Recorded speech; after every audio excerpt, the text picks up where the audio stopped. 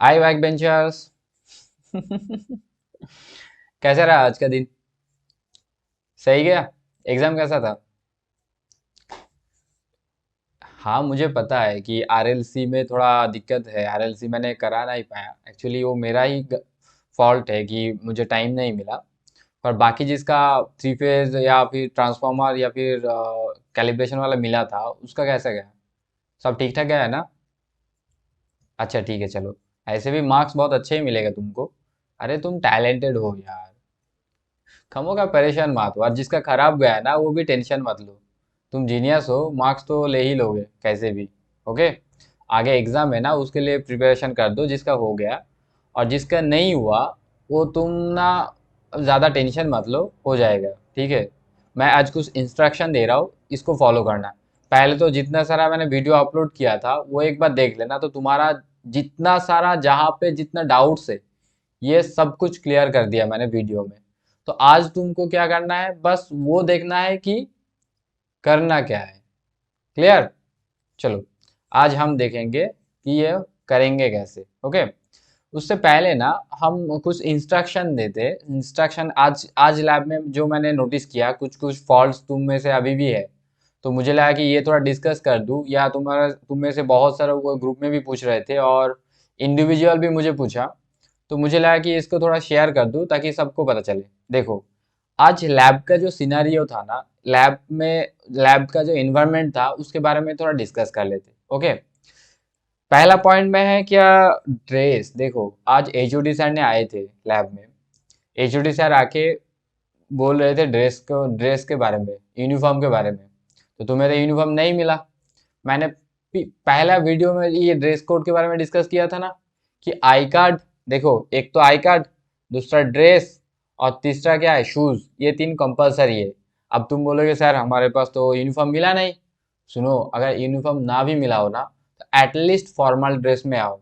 ऐसे T shirt पहन के मत आ जाना, ठीक है? ये नोट याद रखना। दूसरा जो पॉइंट है, लैब फाइल।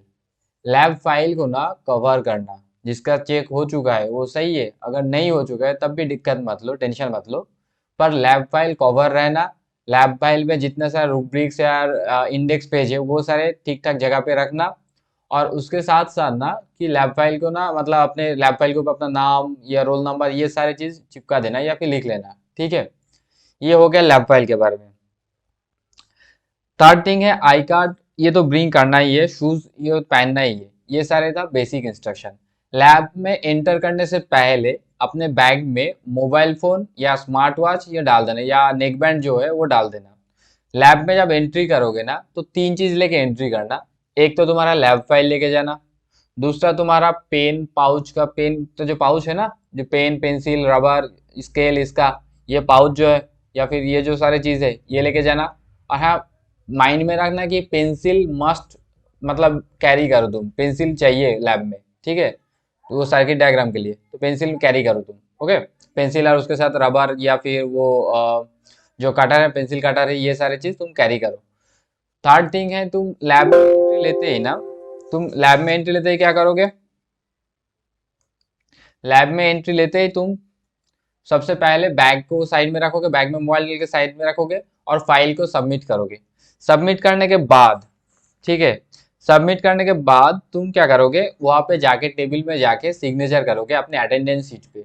या फिर अटेंडेंस शीट में बाद में अगर सर्कुलेट होगा तो पहले वो तुम वहां से क्वेश्चंस लेना। वो जो क्वेश्चंस चूज होगा, तुम्हारा प्रैक्टिकल क्या रहेगा, ये जो क्वेश्चंस चूज होगा ना, ये जो टीचर वहां पे बैठे रहेगा, आइदर वो लॉटरी के थ्रू भी हो सकता है कि रैंडम उठाओ, या फिर ये हो सकता है कि सर तुम्हें रैंडम सिलेक्ट करके देगा। कि तुम्हारा फाइल में देखेगा कि हाँ तुम्हारा ये सारे चीज हुआ है, तो तुम्हें डायरेक्ट बोल देगा चलो ये तुम करो, ऐसे बोल सकता है। ठीक है। आज तो ऐसे हुआ। तो ये एक बात देख लेना कि शायद तुम्हारा फाइल देख के बोल देगा कि ये करना है। ऐसे करके तुम कर सकते हो। ठीक है। सेकेंड थिंग है कि जो क्वेश्चन सिलेक्ट होगा वही तुम्हारा एम होगा आज के प्रैक्टिकल के लिए। राइट। तो तुम वहां से एक आंसर शीट भी लेना। आंसर शीट ले जाने के बाद उस आंसर शीट में ना उस क्वेश्चंस को तुरंत लिख लेना, और क्वेश्चंस का जो चीट है ना वो वापस कर देना। इतना क्लियर हुआ? हाँ, इतना क्लियर हुआ आंसर शीट को। आंसर शीट में वो क्वेश्चंस लिख लेना है और आंसर को वापस करना है। जो तुम क्वेश्चंस लिखोगे वही तुम्हारा एम है, राइट, वही तुम्हें परफॉर्म करना होगा। तो अपना एम हो गया। उसके बाद क्या होगा कि आंसर शीट में ना कुछ चीज, आंसर शीट देखो, आंसर शीट ना तुम्हारा ऐसा आएगा, तुम्हें बता रहा हूँ, देखो ये है हमारा आंसर शीट, राइट। देखो ये है हमारा,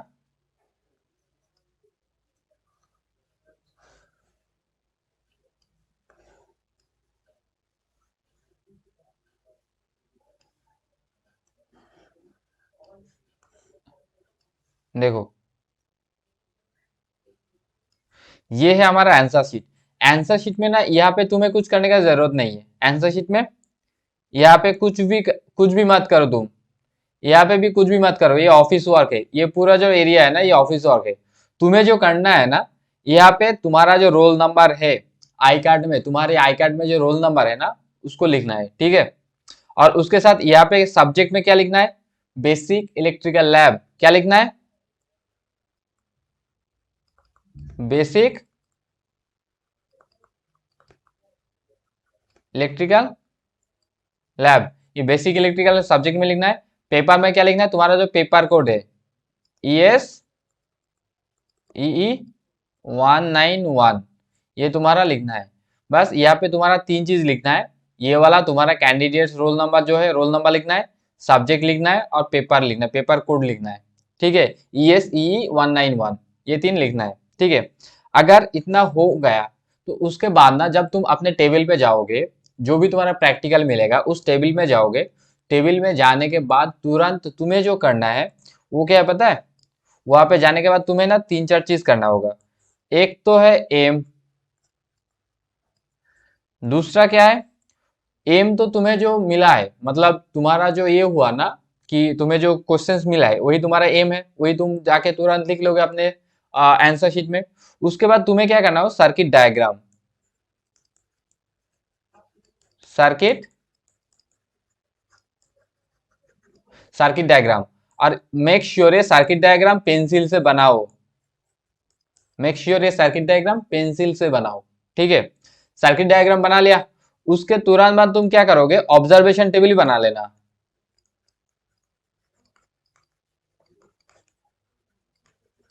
ऑब्जर्वेशन टेबल भी बना लेना, ऑब्जर्वेशन टेबल बना लिया।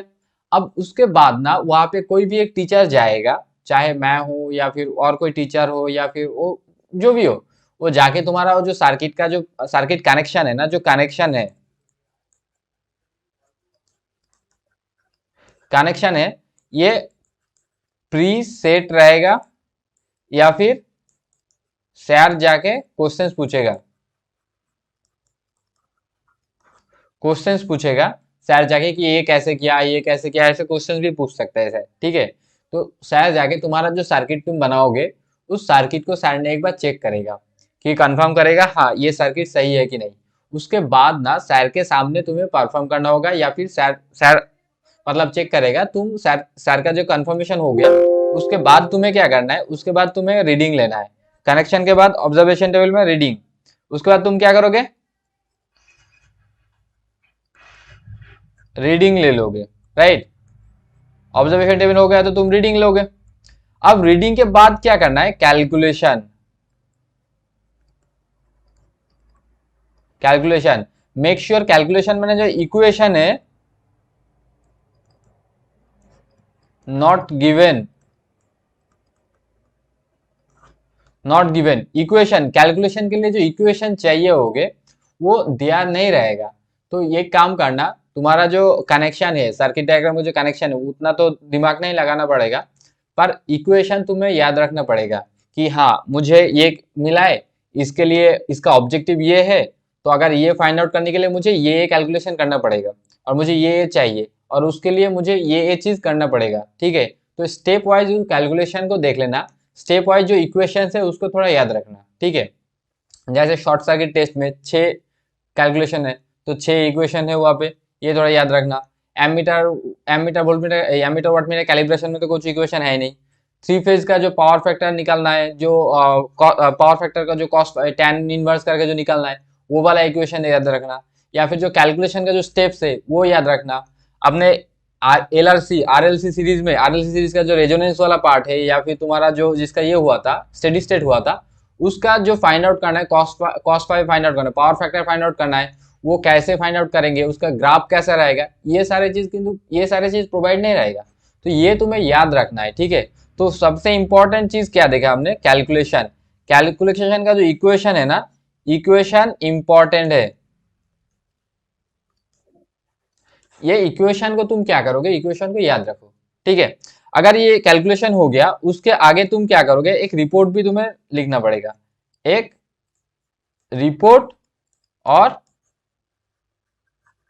रिजल्ट लिखना पड़ेगा तुम्हें। ये रिजल्ट बोलेगा कि डिस्कस योर रिजल्ट, यहाँ पे ग्राफ भी हो सकता है, यहाँ पे ग्राफ भी हो सकता है, जिसका जिसका ग्राफ था वो ग्राफ यहाँ पे प्लॉट करना पड़ेगा। जो कैलकुलेशन करेंगे, पॉइंट लेंगे, उसके बेसिस पे वहाँ पे ग्राफ प्लॉट करना पड़ेगा, ठीक है। ये हो गया। देखो, इसमें एक बहुत सारा कॉमन क्वेश्चन है, भाईवा सर भाईवा क्या करेंगे, भाईवा क्वेश्चन क्या पूछेगा, राइट। तो भाईवा के लिए देखो, भाईवा के लिए अगर हमने ये किया, ठीक है, भाईवा के लिए अगर देखें ना, तो भाईवा दो टाइप का होगा। पहले तो देखो, वो तो टोटली सर के ऊपर डिपेंड करेगा, सर क्वेश्चंस क्या पूछेगा, ठीक है। ये तो प्री डिफाइन कोई क्वेश्चंस नहीं है, क्वेश्चन सेट तो नहीं है। तो मोस्टली सर अपने, तुम्हारा जो प्रैक्टिकल मिला है तुम्हें, उस प्रैक्टिकल के बेसिस पे ही तुम्हें क्वेश्चंस करेगा। उस प्रैक्टिकल में जितने सारे टर्मिनोलॉजी है, मैंने ये टर्मिनोलॉजी हमेशा डिस्कस किया है लैब में। जैसे मान लो कि अपना ओपन सर्किट शॉर्ट सर्किट है, तो ओपन सर्किट शॉर्ट सर्किट में ओपन सर्किट का मतलब क्या है, ये कहाँ पे होता है, क्यों होता है, ये किस लिए परफॉर्म करते हैं ओपन सर्किट टेस्ट, या फिर इसमें इम्पीडेंस क्या होता है, इंडक्टेंस क्या है, रिलेक्टेंस क्या है, या फिर जितने सारे ऐसे छोटे छोटे टर्मिनोलॉजी है ना, जितने सारे छोटे छोटे टेक्निकल टर्म है, उसका मतलब क्या है। जैसे पावर फैक्टर, पावर फैक्टर होता क्या है, कैसे फाइंड आउट करेंगे, ये लैग है, लैग का मतलब क्या है, लैग क्यों होता है, कैसे होता है, इंडक्टर, कैपेसिटर, इसका बिहेवियर क्या है, रेजोनेंस क्या है, ये जो छोटे छोटे जो वर्ड है ना, इस वर्ड का मतलब पूछेगा सर। और वो रहेगा तुम्हारा, जो ये रहे ना तुम्हारा जो प्रैक्टिकल जो मिलेगा उसके बेसिस पे होगा। अगर सर को लगा कि तुम्हारा ये तो सब्जेक्ट हो चुका है, अगर सर को लगा कि हाँ तुम मतलब बेसिक जो थ्योरी है, थ्योरी से भी कुछ पूछ सकता है, तो सर के ऊपर डिपेंड करेगा सर कहाँ से पूछेगा क्वेश्चन। तो मोस्टली तुम ये एक्सपेक्ट कर सकते हो कि ये चांसेस ज्यादा है कि तुम्हारा जो प्रैक्टिकल मिलेगा तुम्हें, उसमें जितने सारे टर्म है, टेक्निकल टर्म है, उसके बारे में थोड़ा देख के जाना। तो तुम्हें तो ऐसे जितने सारा प्रैक्टिकल है और उसमें जितने सारा टर्म है ना, वो देख के जाना पड़ेगा, क्योंकि तुम्हें नहीं पता है कि कौन सी आने वाला है।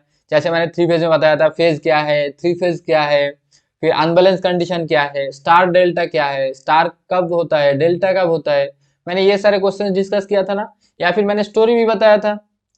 तो ये स्टोरी सुनना इसलिए जरूरी था क्योंकि एक कॉन्सेप्ट बिल्डअप होता है, ठीक है। तो अगर अभी भी नहीं देखा हो ना, तो एक बार स्टोरी, जितना सारा स्टोरी हुआ है वो देख लेना। और काल ना मैं वो आरएलसी और रेजोनेंस वाला जो पार्ट है ना, वो काल में अपलोड कर दूंगा।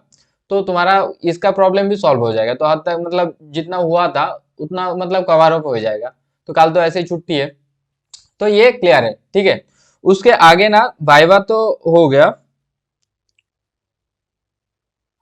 फाइनल सबमिशन जब तुम करोगे, अगर ये सारे चीज हो गया, अगर तुम्हारा वाइवा भी हो गया, तुम्हारा ये भी हो गया, मतलब तुम प्रैक्टिकल कर लिया, रीडिंग ले लिया, कैलकुलेशंस कर लिया, उसका बेसिस पे तुम रिपोर्ट लिख लिया, डायग्राम ड्रॉ कर लिया, या फिर ग्राफ बना लिया। उसके बाद ना जब टाइम अप हो जाएगा, तो वो जो फाइल है ना, तुम्हारा जो आंसर शीट है ना, वो सबमिट करना, ठीक है। सामने आके सबमिट करना, और सबमिट करके तुम्हारा जो लैब फाइल है ना, वो लेके निकल जाना। और मेक श्योर कि सब ने अटेंडेंस शीट पे साइन करो, ठीक है। ये मत छोड़ना कि देखो, अटेंडेंस शीट बहुत जरूरी है। अगर किसी कैसे भी अगर छूट गया ना अटेंडेंस शीट, मतलब साइन छूट गया ना, तो तुम्हारा एब्सेंस लग जाएगा, ठीक है। तो हम तो हमारे तरफ से एक बार वेरीफाई कर लेंगे कि तुम लोग अटेंडेंस शीट पे सही से साइन किया हो। फिर भी एक बार तुम अपने तरफ से भी चेक कर लेना कि तुम्हारा अटेंड, मतलब मेक श्योर कि तुम्हारा अटेंडेंस हुआ है लैब में, ठीक है। ये एक चीज देखना। तो चलो देखो, अभी तक तो बस इतना ही डाउट्स मेरे पास आया था, और उसके बारे में मैंने डिस्कस कर दिया। जो ग्रुप, एक तो मेजर जो डाउट्स थे, एक तो ग्रुप कैसे बनेगा। देखो, मान लो कि 10 लोग हैं, 10 में से अगर तुम्हारा फाइल देखा, तुम्हारा फाइल में 5 प्रैक्टिकल किए हो तुम, तो तुम्हें रैंडमली बोल दिया तुम थ्री फेज में जाओ, तो तुम थ्री फेज में चला गया। किसी को बोला तुम आरएलसी में जाओ, तो आरएलसी में चला जाएगा वो, ठीक है। तो ऐसे रैंडमली बोलते बोलते जब पूरा बैच खत्म हो जाएगा ना, तो देखोगे कि थ्री फेज में कुछ लोग इकट्ठा हुआ है, आरएलसी में कुछ लोग इकट्ठा हुआ है, ट्रांसफार्मर में कुछ लोग इकट्ठा हुआ है। तो वो जो बैच बनेगा ना, रैंडमली जो बैच बनेगा अपने बेसिस पे सर जो डिसाइड करेगा बैच, उस बैच का ना एक साथ प्रैक्टिकल हो रहा है, ठीक है, या फिर होगा एक साथ। मतलब तुम रीडिंग लोगे ना, रीडिंग देखो हम 4-5 रीडिंग लिए थे ना, तो यहाँ पे ना बस 4-5 रीडिंग मत लेना, बस एक एक करके सब रीडिंग लेना, और जिसका ग्राफ है तो वो 2-3 रीडिंग ऐसे लेना, 2-3-4 रीडिंग लेना, ताकि तुम्हारा क्या हो, जो ग्राफ अगर बनाओगे तो वो ग्राफ अगर सही से आए, ठीक है। तो ये मेक श्योर करना। ओके। और भाईवा का तो मैंने बता दिया, भाईवा हमेशा ट्राई करो कि वो सारे प्रैक्टिकल जो है, प्रैक्टिकल में जितने सारे टर्म यूज हो रहा है, टेक्निकल टर्म यूज हो रहा है ना, उस टर्म के ऊपर फोकस करो, उसका बेसिक क्या है पूछो, कि ये होता क्या है, क्यों होता है, कब होता है, कैसे होता है, ये जो सारे बेसिक जो क्वेश्चन है ना, इसके ऊपर ही डिपेंड करेगा तुम्हारा भाईवा। ओके। और hope for the best and best of luck.